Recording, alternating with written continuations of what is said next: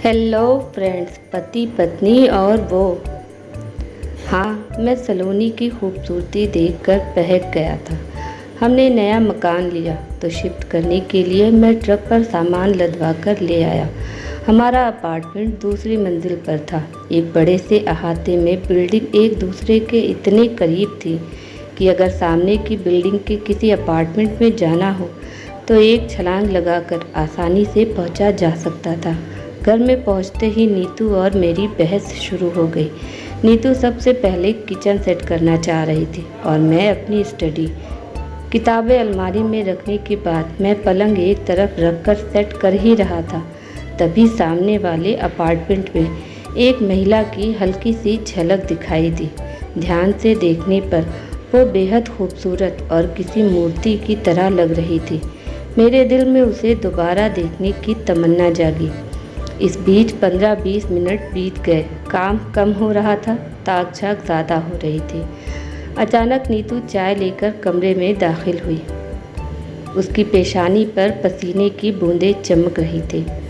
चाय का मग मेरे सामने बढ़ाकर वो दुपट्टे से पसीना पोंछने लगी। मैंने उसकी तारीफ में एक जुमला गढ़ा, भाई यकीन नहीं हो रहा कि इतनी जल्दी चाय भी बन गई। बड़ी तलब हो रही थी। अब हुई ना आपको हमारी कदर, इसीलिए तो मैं आपसे कह रही थी कि हम दोनों मिलकर पहले किचन सेट कर लें। लेकिन आपको तो पहले बेडरूम की फिक्र हो रही थी। जैसे उसने अपनी बात अधूरी ही छोड़ दी। मैंने उसका हाथ पकड़कर कहा, तुम्हारी कद्र कब मैंने नहीं की। हाथ छोड़िए, कोई देख लेगा। सारी खिड़कियां खुली हुई हैं। सामने वाले फ्लैट का पूरा अंदरूनी नज़ारा यहाँ से दिखता है। इसी तरह से हमारा घर भी उन्हें दिखता होगा। दिखता है तो दिखने दो, मैंने रोमांटिक अंदाज में कहा। मेरे पास कुछ देर तो बैठो। बैठने का नहीं, काम का वक्त है। नीतू तुनक कर बोली, पूरा घर सेट करना है। वैसे आप इतनी देर से कर क्या रहे थे। नीतू कमरे में सामान रखवाने में मेरी मदद करने लगी। इसी दौरान मैंने कितनी बार बहाने से उधर झांका। उस खूबसूरत महिला को देखने की मन में एक तड़प सी उठ रही थी, लेकिन वो फिर नज़र नहीं आई।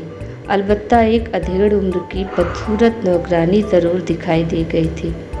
इस बार नीतू ने भी मेरी झोली पकड़ ली। उसने मेरी तरफ घूरते हुए सवाल किया, आप बार बार सामने क्यों ताक झाक कर रहे हैं। ताक झाक कहाँ कर रहा हूँ, मैं तो ये देख रहा हूँ कि सामने वालों ने रेशमी पर्दे क्यों लगा रखे हैं। बेपर्दगी होती है, कम से कम पर्दे खींच कर तो रखे। ये तो उनकी मर्जी है। आजकल लोग जानबूझकर घर की सजावट की नुमाइश करते हैं ताकि लोगों पर उनका रुआब पड़े। नीतू बोली, दोपहर तक हम दोनों पति पत्नी ने मिलकर सामान सेट कर दिया। बाकी काम अगले दिन पर करने के लिए कहकर नीतू नहाने के लिए चली गई। मैं बेडरूम में बैठा बच्चों से बातें कर रहा था कि दिल धक सा रह गया। वही खूबसूरत महिला गुलाबी शलवार कमीज में सलीके से कटे हुए बालों को धीरे धीरे सहलाते हुए किसी से बातें कर रही थी। उसका खूबसूरत चेहरा मुझे अपनी आंखों से दिल में उतरता हुआ महसूस हो रहा था। मैं उसे जी भर कर देख भी नहीं पाया था कि वो बातचीत ख़त्म करके अपने कमरे में चली गई। कनखियों से इधर उधर देखा तो पता चला कि वो लोग कहीं बाहर जा रहे हैं। उसको करीब से देखने की इच्छा दिल में ज़ोर पकड़ने लगी। मैं हाँफता हुआ लिफ्ट की ओर दौड़ा। खुशकिस्मती से वो गज भर की दूरी से मेरे करीब से महकती और मुझ पर एक सरसरी नज़र डालती चली गई। कार पार्किंग की ओर बढ़ गई। मैं हारे हुए जुआरी की तरह अपने फ्लैट पर वापस लौट आया। उस समय नीतू नहाकर अपने लंबे लहराते बालों को कंघी कर रही थी।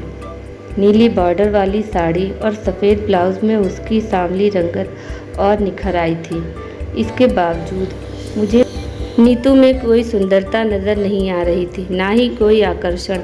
सोनाली जैसे ये औरत मेरे लिए आइडल थी। मैं शादी भी उसी खूबसूरत महिला जैसी ही गोरी रंगत वाली लड़की से करना चाहता था, लेकिन रिश्ता जुड़ा नीतू के साथ। 5-6 साल में ही वो 2 बच्चों की माँ बन गई तो शरीर और भी थुलथुल हो गया। नीतू को मैंने अपने हिसाब से ढालने की पुरजोर कोशिश की। मैं चाहता था कि वो बाल कटवा ले, बढ़िया मेकअप करे, मैं ऑफिस से वापस लौटूं तो सज संवर कर मेरा स्वागत करे। लेकिन उसे सजने संवरने, मेकअप और फैशन करने में बिल्कुल भी दिलचस्पी नहीं थी। घूमने फिरने की बजाय उसे घर के काम करना अच्छा लगता था। पता नहीं उसे हर समय खाना बनाने और घर के काम करने में क्या मज़ा आता था। एक दिन नीतू ने बताया कि आज उसने सामने वाले शर्मा जी और उनकी पत्नी सोनाली को चाय पर इनवाइट किया है। तब मुझे पता चला कि उस सुंदरी का नाम सोनाली है। वो तो वैसे भी अपने नाम के ही अनुरूप थी। उसकी खूबसूरती दूर से ही सोने की तरह चमक रही थी, जिसे देखकर मैं शादीशुदा और 2 बच्चों का बाप होते हुए भी बहक गया था। पड़ोसियों के साथ अच्छे संबंध बनाकर रखने की इस मुहिम में उसकी ये पहल काबिले तारीफ थी। दरवाज़ा नीतू ने खोला। मुझे उस वक्त नीतू के कपड़े देखकर बहुत गुस्सा आया। मेकअप तो दूर, चेहरे पर पाउडर भी नहीं लगाया था उसने। धड़कते दिल से मैं ड्राइंग रूम की तरफ बढ़ा। पूरी टेबल टेस्टी स्नैक से सजी हुई थी। सोनाली प्याजी रंग की साड़ी में बेहद खूबसूरत दिख रही थी। ऐसा लगा जैसे वो ब्यूटी पार्लर से मेकअप और बाल सेट करवा कर आई है। उस दिन के बाद से इन दोनों महिलाओं के बीच किचन डिप्लोमेसी शुरू हो गई। नीतू अच्छी अच्छी डिशेस बनाकर उन्हें भेजती। सोनाली कभी फ्रूट चाट, सलाद या उबले अंडे ही भेजती थी। शायद इससे ज़्यादा उसे कुछ पकाना आता ही नहीं था। मैं हमेशा से ये चाहता था कि ज़िंदगी में कुछ रंगीनी हो, नयापन हो। इस सब में मेरे हित में ये बात थी कि सोनाली जो भी बनाती थी हमारे घर खुद लेकर आती थी। इस बहाने थोड़ी देर के लिए ही सही मुझे उसे करीब से देखने का मौका मिल जाता था। सोनाली का वापस लौटने के बाद मैं अपनी कल्पना में उसके साथ नैनीताल, मसूरी से लेकर दुनिया के कई मुल्कों की सैर कराता। सपने में वो मुझे अपनी नाजुक उंगलियों से कभी मेरे बाल सहलाती, कभी नई नई रेसिपी बनाकर अपने हाथों से मुझे खिलाती। मौका मिलते ही मैं उसकी उंगली काट लेता और जैसे ही वो चीखती मेरी नींद खुल जाती। ऑफिस से वापस लौटने के बाद मैं उसे नज़र भर देखने के लिए कभी एक खिड़की कभी दूसरी खिड़की पर जाकर खड़ा हो जाता। एक दिन मैंने बच्चों और नीतू को उसके मम्मी के घर छोड़ दिया। वापसी में भी वो अकेले आने वाली थी। उस दिन जब मैं ऑफिस से लौटा तो लगभग रात हो चुकी थी। मैंने कार पार्क करके सोचा क्यों ना सोनाली के घर चला जाऊं। नीतू की गैर मौजूदगी में सोनाली के करीब रहने का मौका मिल जाएगा। दरवाज़ा बाहर से खुला हुआ था लेकिन अंदर अंधेरा था। ऐसा लगा जैसे वो लोग बाहर निकलते समय दरवाज़ा बंद करना भूल गए थे। दरवाज़ा धकेल कर मैं अंदर पहुंच गया। आवाज़ इसलिए नहीं हुई क्योंकि पूरे घर में कालीन बिछे हुए थे। उस गुप्त अंधेरे में अचानक मेरी नज़र सामने वाले फ्लैट पर पड़ी। मुझे हैरानी हुई कि नीतू घर में मौजूद है और घर के काम निपटा रही है। वो शायद जल्दी ही लौट आई थी। तभी मेरी नज़र शर्मा जी के पलंग पर जुगनू की तरह चमकती रोशनी पर गई। शर्मा जी सिगरेट का कश लेते हुए सामने कुर्सी पर बैठी हुई एक आकृति को संबोधित करते हुए बोले, यार दिनेश, बीवी हो तो नीतू जैसी। मैं अक्सर तुमसे इसी औरत के बारे में बात करता रहता हूँ। इसकी सांवली रंगत में जो निखार है ना, वो सोनाली के गोरे रंग और तीखे नाक नक्श में भी नहीं है। गौर से देखो, सादगी में उसका रूप कितना सम्मोहक नज़र आ रहा है। औरत की असली सुंदरता होती है सुघड़ता में, खूबसूरती में नहीं।